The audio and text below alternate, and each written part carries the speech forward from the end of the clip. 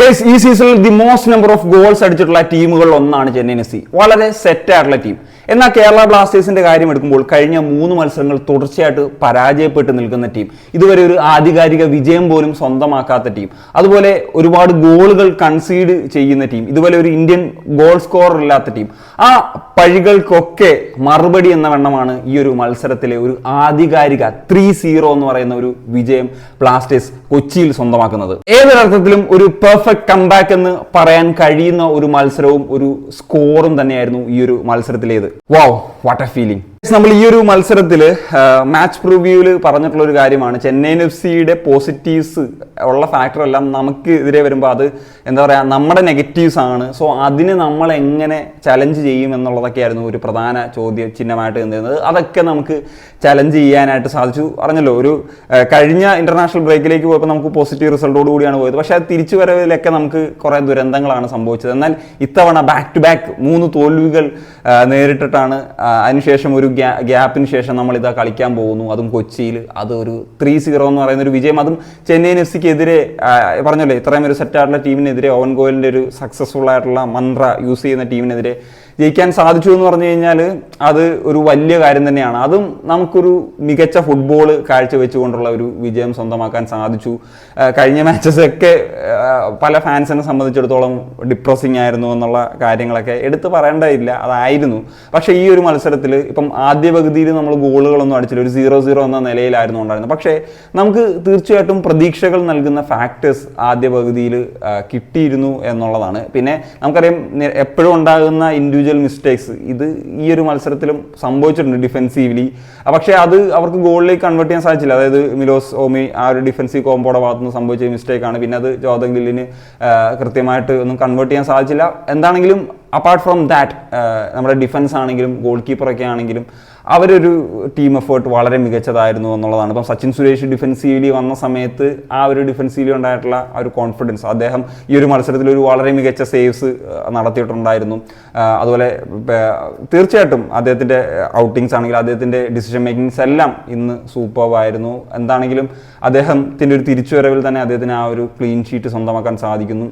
അതുപോലെ ഡിഫൻസീവ്ലി പാർട്ടാണെങ്കിലും, ഇപ്പം ഹോമിപ്പാം ആണെങ്കിലും അതുപോലെ മിലോസ് ആണെങ്കിലും, ഇന്ന് സന്ദീപിൻ്റെ പെർഫോമൻസും വളരെ ക്രൂഷ്യലായിരുന്നു. കാരണം പലപ്പോഴും അദ്ദേഹത്തിൻ്റെ ക്രോസസിൻ്റെ പേരിലൊക്കെ നമ്മൾ പഴി കേൾക്കുന്നതാണ്. ഇദ്ദേഹത്തിൻ്റെ ഭാഗത്തുനിന്ന് മികച്ച ക്രോസസുകൾ ഇന്ന് നമുക്ക് കാണാൻ സാധിച്ചിരുന്നു. സോ നൗച്ച് ആസ് യൂഷ്വൽ അദ്ദേഹത്തിൻ്റെ പെർഫോമൻസ് കീ ആയിരുന്നു. എന്താണെങ്കിലും ഈ ഒരു മത്സരത്തിൽ എല്ലാവരെയും എക്സൈറ്റ് ചെയ്തിട്ടുള്ള ഒരു ഫാക്ടർ തന്നെയായിരിക്കും ലൂണയുടെ പെർഫോമൻസ്. നമ്മൾ ലൂണ കഴിഞ്ഞു എന്നൊക്കെ പലരും പറഞ്ഞ് എഴുതി തെളിയ ഒരു സാഹചര്യമായിരുന്നു ഉണ്ടായിരുന്നത്. എന്നാൽ ആ പ്രൈം ലൂണായ നമ്മളെ എങ്ങനെയാണോ കണ്ടത്, ആ തരത്തിലൊക്കെയുള്ള പെർഫോമൻസ് അദ്ദേഹത്തിന് ആ ഒരു കോൺട്രിബ്യൂഷൻ ഈ ഒരു മത്സരത്തിൽ കൊടുക്കാനായിട്ട് സാധിച്ചിട്ടുണ്ട് എന്നുള്ളതാണ്. പക്ഷേ ഈ പറഞ്ഞല്ലേ, നോവയാണെങ്കിലും ലൂണയാണെങ്കിലും അവരെല്ലാം, യെസൂസ് ആണെങ്കിലും റൈറ്റിൽ കോറൂസിംഗ് ആണെങ്കിലും അവരൊക്കെ ആ ഒരു ഇതിൽ കളിക്കുന്നു. പക്ഷേ ഈ പറഞ്ഞാൽ നമുക്ക് ആ ഒരു ചാൻസസ് കിട്ടി, അത് കൺവേർഷനിലേക്ക് വരുന്നില്ല. 0-0 എന്ന് പറയുന്നൊരു നിലയിൽ അവസാനിച്ചു. പറഞ്ഞാൽ നമുക്ക് ആ ഒരു ഹോപ്സ് അവിടെ നിലനിന്നിരുന്നു എന്നുള്ളതാണ്.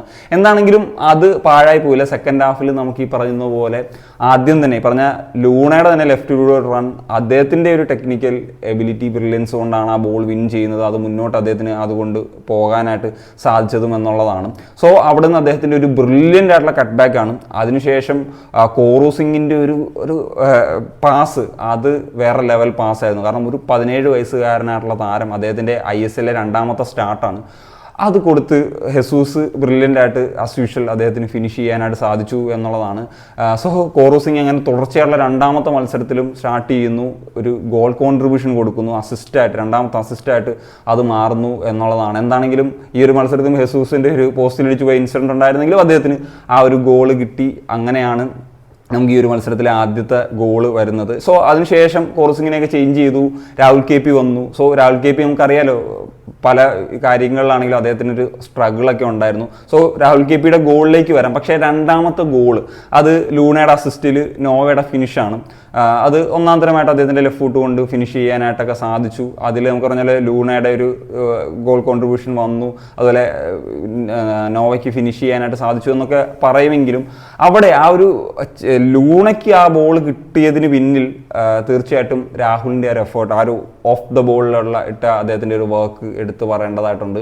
അവിടെ നിന്നാണ് ആ ഒരു ബോൾ വിൻ ചെയ്യാനായിട്ട് സാധിച്ചതും. ആ 2ാമത്തെ ഗോളിലേക്കൊക്കെ അദ്ദേഹത്തിന് ടീമിന് എത്താൻ സാധിച്ചു, 2-0 എന്ന നിലയിലേക്ക് എത്തി. അപ്പോൾ ആ മൊമെൻറ്റ്സിലൊക്കെ പിന്നീട് ഇതിൻ്റെ ഇടയിലൊക്കെ ചെന്നൈയിൻ എഫ് സിക്ക് ചാൻസസ് വന്നിരുന്നു. അതിൽ ഫറൂഖ് ചൗധരിയുടെ ഒരു ഷോട്ട് വന്നു, അത് കൃത്യമായിട്ട് അടിക്കാൻ പറ്റിയില്ല, ഓൺ ടാർഗറ്റ് വന്നില്ല. അതിനുശേഷം ബ്രാംബില്ലയുടെ ഒരു ഓൺ ടാർഗറ്റ് ഷോട്ട്സ് വന്നിരുന്നുണ്ടായിരുന്നു. സോ അത് ബിലോസും സച്ചിൻ്റെ ഒക്കെ ആ ഒരു വർക്ക് കൊണ്ടാണ് അത് കൃത്യമായിട്ട് പ്രതിരോധിക്കാനായിട്ട് സാധിച്ചത്. അല്ലെങ്കിൽ അവർക്ക് ചിലപ്പോൾ ആ ഒരു 1-1 ആ ഒരു ലെവലിൽ ആ സമയത്ത് എത്തേണ്ട മൊമെൻ്റ് ആയിരുന്നു. അതായത് രണ്ടാമത്തെ ഗോൾ അടിക്കുന്നതിന് തൊട്ട് മുമ്പുള്ളൊരു നിമിഷം. സോ അതിനുശേഷം 90 മിനിറ്റ് കഴിഞ്ഞ്, അപ്പം പേഴ്സണലി എൻ്റെ മനസ്സിലൊരു ആഗ്രഹം, നമുക്ക് ഈ 3-0 ഒരു എന്താ പറയുക, ഒരു ആധികാരിക വിജയം എന്ന് പറയുന്നൊരു സംഭവം ഉണ്ടല്ലോ. പ്രത്യേകിച്ച് ചെന്നൈയിൻ എഫ് സിക്കെതിരെ നമ്മൾ ഈ ഒരു ഗ്രൗണ്ടിൽ നമ്മുടെ 2014 സെമി ഫൈനൽ ഇതേ റിമൈൻഡ് ചെയ്യിക്കുന്ന ഒരു സ്കോറാണ്. അതിനുശേഷം അഡീഷണൽ ടൈമിലാണ് സുശാന്ത് മാത്യു എന്ന് പറയുന്ന മലയാളി താരത്തിൻ്റെ ആ ഗോളൊക്കെ വരുന്നത്. സോ അത് ഓർമ്മപ്പെടുത്തുന്ന തരത്തിൽ തന്നെയാണ്. അങ്ങനത്തെ ഒരു ഗോളെന്നല്ല, ആ 90 മിനിറ്റിന് ശേഷം രാഹുൽ KP ആ ഒരു ഗോള് വരുന്നത് എന്നുള്ളതാണ്. സോ അതും ഈ ഗോള് പറയുകയാണെങ്കിലും ആ ഒരു ടീം എഫേർട്ടിൽ നിന്ന് വന്ന ഗോളാണ്. നോവയ്ക്ക് ആദ്യം കിട്ടി, ഫസ്റ്റ് ടൈം വിപിന് കൊടുത്തു, എന്നിട്ട് നോവയുടെ ഒരു റൺ നമുക്ക് അവിടെ കാണാൻ സാധിക്കുന്നുണ്ടായിരുന്നു. സോ നോവ കൃത്യം, ഞാൻ വിചാരിച്ചു നോവ തന്നെ അത് ഷോട്ട് കൺവേർട്ട് ചെയ്യും, സാധാരണഗതിയിൽ അതാണ് നോവ ചെയ്യാറുള്ളത്. പക്ഷേ അവിടെ രാഹുൽ KP ആ ഒരു റൺ എന്ന് വെച്ച് കഴിഞ്ഞാൽ അത് അടിപൊളിയായിരുന്നു. സോ അതിന് മുമ്പ് നോവ ഒരു കാര്യം കളിക്കുക, ആദ്യ മിനിറ്റ് മുതൽ ഇതേപോലെ വളരെ അധ്വാനിച്ച് കളിക്കുന്ന പ്ലെയറാണ്. എന്നിട്ടും അദ്ദേഹത്തിൻ്റെ ആ ഒരു സ്പീഡിന് മുന്നിൽ എതിർ ടീമിൻ്റെ ഡിഫൻഡർ ബീറ്റായി പോയി എന്നുള്ളതാണ്. അതിനോടൊപ്പം തന്നെ of the ball Rahul KP run, അത് രാഹുൽ KP ഒരു സ്വാഭാവികമായിട്ടുള്ള ഇതാണല്ലോ, ഇങ്ങനത്തെ കൗണ്ടർ സിറ്റുവേഷൻസിൽ ഇങ്ങനത്തെ റൺസ് മേക്ക് ചെയ്യുക എന്നുള്ളത്. അപ്പം ജസ്റ്റ് അദ്ദേഹത്തിന് ടാപ്പ് ഇൻ ചെയ്യാൻ മാത്രമേ ഉണ്ടായിരുന്നെങ്കിലും അദ്ദേഹത്തിൻ്റെ ആ റണ്ണിന് മികവ് കൊടുക്കണം, അതുപോലെ രണ്ടാമത്തെ ഗോൾ വന്ന വഴിക്ക് മികവ് കൊടുക്കണം എന്നുള്ളതാണ്. അതുകൊണ്ട് തന്നെ രാഹുൽ KP സംബന്ധിച്ചിടത്തോളം ഇതൊരു നല്ല മാച്ചായിരുന്നു. പിന്നെ കോറു സിംഗ്, അദ്ദേഹം വളരെയധികം പ്രതീക്ഷ നൽകുന്ന ഒരു താരമായിട്ട് ഒരിക്കൽ കൂടി മാറുന്നു. അതുപോലെ ലൂണയുടെ തിരിച്ചുവരവ്, അദ്ദേഹത്തിൻ്റെ പെർഫോമൻസ് നമ്മൾ ഈ പറഞ്ഞ പോലെ നമ്മളെ മിസ് ചെയ്താൽ ലൂണെ തിരിച്ചു കിട്ടിയിട്ടുള്ള ആ ഒരു ഫീലായിരുന്നു. എന്താണെങ്കിലും ചെന്നൈയിൻ എഫ് സിക്കെതിരെ ഇങ്ങനത്തെ ഒരു വിജയം, അതും 3-0 എന്ന് പറയുന്ന ഒരു വിജയം, നമുക്കിനി വളരെ ഇമ്പോർട്ടൻ്റ് ആയിട്ടുള്ള മാച്ചസ് ഒക്കെ വരാൻ കിടക്കുന്നു. ഗോവയ്ക്കെതിരെയുള്ള മത്സരം ഇനി അടുത്ത ദിവസങ്ങളിൽ തന്നെ വരുന്നു, BFCക്കെതിരെയുള്ള മാച്ചസ് ഒക്കെ വരാനുണ്ട്. അപ്പം ഇങ്ങനെ ഒരു മത്സരം വിജയിക്കുക എന്ന് പറഞ്ഞു കഴിഞ്ഞാൽ വളരെ ക്രൂഷ്യലായിരുന്നു. അത് സ്വന്തമാക്കാനായിട്ട് സാധിച്ചു. അതും പറഞ്ഞ പോലെ ഒരു ആധികാരിക വിജയം, അത് കംപ്ലീറ്റ്ലി ഗെയിമിൽ ഡോമിനേറ്റ് ചെയ്തുകൊണ്ട് തന്നെ സ്വന്തമാക്കാൻ സാധിച്ചു എന്നുള്ളതാണ് ഏറ്റവും പ്രധാനപ്പെട്ട കാര്യം. അപ്പം എന്താണ് നിങ്ങളുടെ ഒപ്പീനിയൻസ്? കമ്പോസ് ചെയ്യാൻ പറ്റുക കാണിക്കാൻ സനി.